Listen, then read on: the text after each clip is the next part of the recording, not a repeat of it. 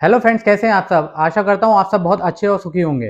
दोस्तों, आज हम बात करेंगे वुमेन रिजर्वेशन बिल की। जैसा आप लोग जानते हैं कि वुमेन रिजर्वेशन बिल लोकसभा और राज्यसभा से पास हो गया है और ये एक बिल के रूप में आ गया है जिसमें संविधान में 108वें संशोधन भी किया गया है। अब लोगों को ये समझ नहीं आ रहा है कि वुमेन रिजर्वेशन बिल किस लिए पास हुआ है या वुमेन को रिजर्वेशन किस फील्ड में दिया जाएगा, पब्लिक सेक्टर में, प्राइवेट सेक्टर में, या किसी जॉब से रिलेटेड ये वुमेन्स के बिल पास हुआ है जिसमें 1/3 सीट देने का वादा किया गया है। तो दोस्तों, इस वीडियो के माध्यम से समझते हैं कि वुमेन रिजर्वेशन बिल आखिरकार है क्या।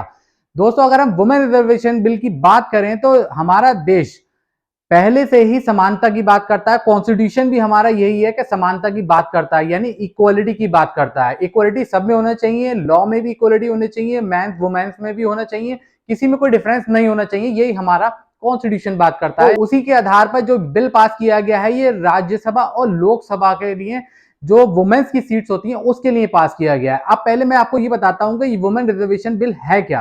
दोस्तों, कॉन्स्टिट्यूशन के 108वें संशोधन द्वारा इस बिल को पास किया गया है और इस बिल के आधार पर लोकसभा और राज्य विधानसभाओं में महिलाओं को टोटल सीट्स में से 1/3 सीट्स देने का आरक्षण इसमें बात की गई है। यानी जो महिलाओं को सीट्स मिलेंगी वो राज्य विधानसभाओं और लोकसभा के आधार पर मिलेंगी, ना कि आप प्राइवेट और पब्लिक सेक्टर जो सोच रहे थे उसमें मिलेंगी। क्योंकि पब्लिक सेक्टर प्राइवेट सेक्टर की यह बात ही नहीं हो रही है, यह बात हो रही है पॉलिटिक्स की। पॉलिटिक्स में लोकसभा और राज्य विधानसभाओं की बात हो रही है जिसमें वुमेन्स को टोटल सीट्स में से 1/3 सीट का रिजर्वेशन दिया जाएगा। ये जो वुमेन्स को सीट रिजर्वेशन की बात हो रही है वो राज्य में और केंद्र शासित प्रदेशों में अलग अलग निर्वाचन क्षेत्रों में रोटेशन द्वारा ये सीट्स दी जाएंगी और इस बिल के लागू होने के 15 साल बाद वुमेन्स का आरक्षण खत्म कर दिया जाएगा। तो ये वुमेन्स का आरक्षण 15 साल बाद क्यों खत्म किया जाएगा, ये आप कमेंट बॉक्स में मुझे अपनी अपनी राय दे सकते हैं। अगर हम इसे सही तरीके से देखें तो ये बिल हमारे भारत की राजनीति में वुमेन्स को रिजर्वेशन देने की बात कर रहा है, ना कि किसी पब्लिक या प्राइवेट सेक्टर की बात यहाँ पे हो रही है।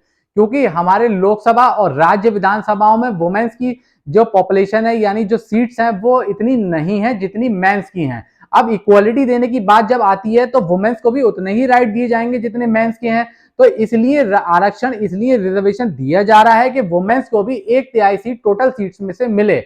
और ये वुमेन्स के लिए अच्छा ही है क्योंकि उनको आगे बढ़ने का मौका मिलेगा, अपनी बात का रखने का मौका मिलेगा। क्योंकि कई बार सोचते हैं कि मेंस उनकी प्रॉब्लम को आगे नहीं रख पाते हैं, तो लोकसभा और राज्य विधानसभा में वो अपनी बात को भी आगे रख सकती हैं। अगर हम राजनीति में महिलाओं के रिजर्वेशन यानी आरक्षण के मुद्दे को देखें तो ये भारतीय राष्ट्रीय आंदोलन से जुड़ा है। यानी 1931 में जब ब्रिटिश प्रधानमंत्री थे तो उनको अपने पत्र में नेताओं बेगम शाह नवाज और सरोजनी नायडू द्वारा नए संविधान में महिलाओं की स्थिति पर संयुक्त रूप से जारी आधिकारिक ज्ञापन प्रस्तुत किया गया था। और इस बात को हम विधेयक के पक्ष से जोड़ें तो यहां पे बात आती है लैंगिक समानता यानी जेंडर इक्वालिटी की। क्योंकि जेंडर इक्वालिटी की, जैसा मैंने आपसे कहा कि महिलाओं को उतनी ही सीट्स मिलनी चाहिए जितनी पुरुष को मिलती है, यानी उतनी अपॉर्चुनिटी महिलाओं को भी मिलना चाहिए। तो इसका मतलब है जेंडर इक्वालिटी की बात भी इस बिल के अंतर्गत की जाती है। ये एक अच्छा कदम माना जा रहा है पॉलिटिक्स में वुमेन